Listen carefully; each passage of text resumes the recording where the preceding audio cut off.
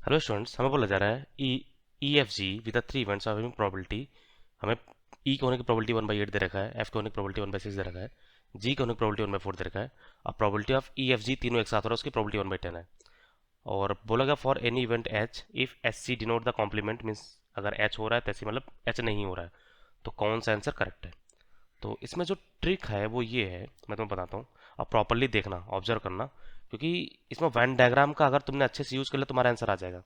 ये हमारा मान लो ई एफ जी है, ये ई है, ये एफ है, ये जी है। तो हमें यहाँ पर 1/10 दिया हुआ है, जो तीनों एक साथ हो रहा है 1/10 है। और ई के होने की प्रोबेबिलिटी हमें 1/8 दे रखा है, एफ के होने की प्रोबेबिलिटी 1/8 दे रखा है, और जी के होने की प्रोबेबिलिटी दे रखा है। ठीक है ना। तुमसे जो पहला चीज बोला गया है, पहला चीज हमारा गया E intersection F intersection G complementary. First हमारा जो है प्रोबेबिलिटी ऑफ लिखा गया E intersection F intersection of G complementary. अब इसके लिए प्रॉपर्ली देखना, ई इंटरसेक्शन एफ हमारा ये पूरा है। अब बस तुम पेन देखना, मैं पेन कहाँ घुमा रहा हूँ, ये हमारा ई इंटरसेक्शन एफ है। और ये हमारा जी भी हो रहा है, लेकिन हमें क्या पता करना है, जी ना हो, ई इंटरसेक्शन एफ में जी ना हो। तो इतना पार्ट, इतने पार्ट का तुमसे वैल्यू पूछ रहा है, ये पार्ट। और ये पार्ट कैसे होगा, अगर मैं ये निकाल लूँ ई इंटरसेक्शन एफ में से, अगर मैं तीनों का इंटरसेक्शन हटा दूं, देख लो प्रॉपर्ली देख लो, ये ई इंटरसेक्शन एफ पूरा है, उसमें से अगर मैं ये 1/10 हटा दूं तो हमारा ये आंसर आ जाएगा। क्लियर।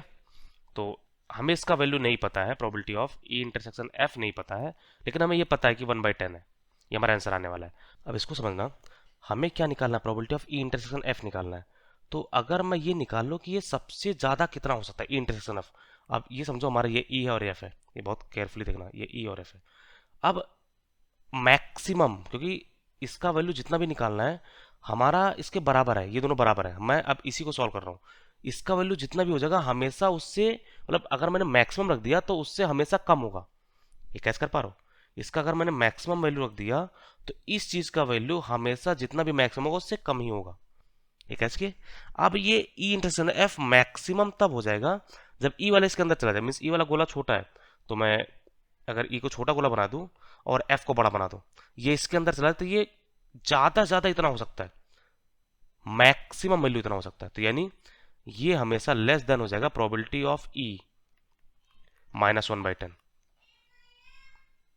इससे ये वैल्यू हमेशा इससे कम होगी, मैक्सिमम ये वैल्यू हो रहा है।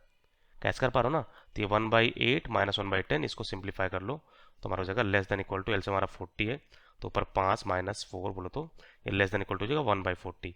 यानी हमारे probability of E intersection F intersection G complementary जो है वो हमेशा 1/40 छोटा होगा। होप करो ये तुम समझ पा रहे हो कि यही कॉन्सेप्ट हर एक पार्ट में लगाना है। तो पहला पार्ट हमारा करेक्ट है, ठीक है। सेकंड पार्ट में आते हैं, सेम तरीका है। हमें बोला गया E complementary intersection F intersection G. Second पूछ रहा है probability of E complementary intersection F intersection G. अब इसको अगर फिर से देखो तो ई कॉम्प्लीमेंट्री और एफ जी यहां पर हो रहा है ई कॉम्प्लीमेंट्री, मतलब इंटरसेक्शन ऑफ एफ इंटरसेक्शन जी में से अगर 1/10 हटा तो हमारा आंसर आ जाएगा। तो ये हमारा आ जाएगा प्रोबेबिलिटी ऑफ एफ इंटरसेक्शन जी में से वो तीनों का इंटरसेक्शन हटा दो, ये वाला पार्ट। हमसे ये वाला पार्ट पूछा गया था, बस केवल इतना ही पार्ट पूछा गया। मैं कलर कर दे रहा हूँ, प्रॉपर्ली देखना, ये सेकंड पार्ट के लिए मैं कलर कर रहा हूँ, ठीक है ना। हम बाद में मिटा देंगे इसको। हमसे इतना पार्ट पूछ रहा है, इतना पार्ट पूछ रहा है।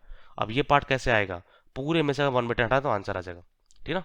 तो बस इसको मैं निकाल रहा हूँ।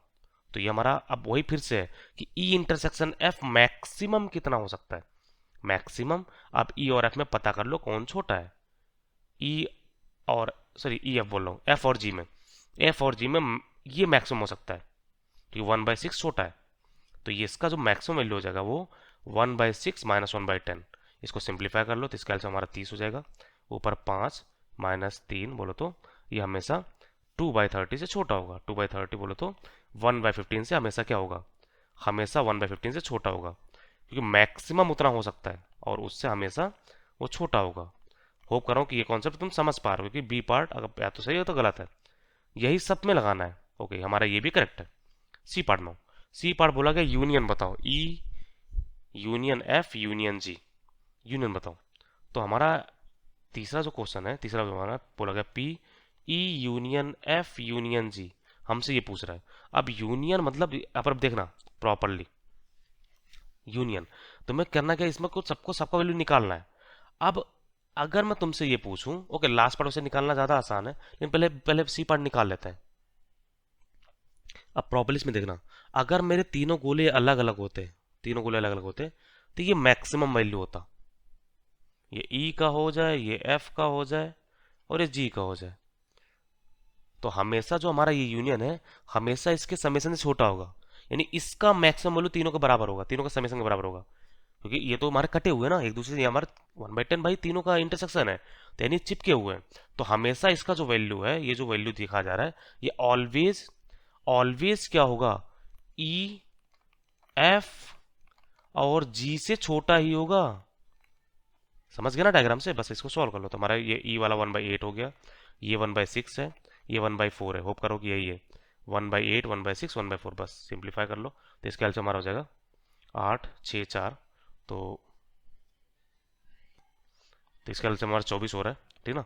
तो 8 3 24, 6 चौक 24, और 6 यहाँ पर है, तो हमारे इसको सिंप्लीफाई करो तो ऊपर क्या रहा है, ऊपर आ गया 4 3 7 7 6 13, 13/24 से हमेशा क्या होगा, 13/24 से वो छोटा होगा, है ना, यूनियन है। तो हम इसका मैक्सिमम वैल्यू 13/24 होगा, ठीक है, सही है, सी पार्ट भी करेक्ट है। लास्ट पार्ट पाते हैं, लास्ट पार्ट क्या बोल रहा है, लास्ट पार्ट बोल रहा है कॉम्प्लीमेंट्री, सबका कॉम्प्लीमेंट्री।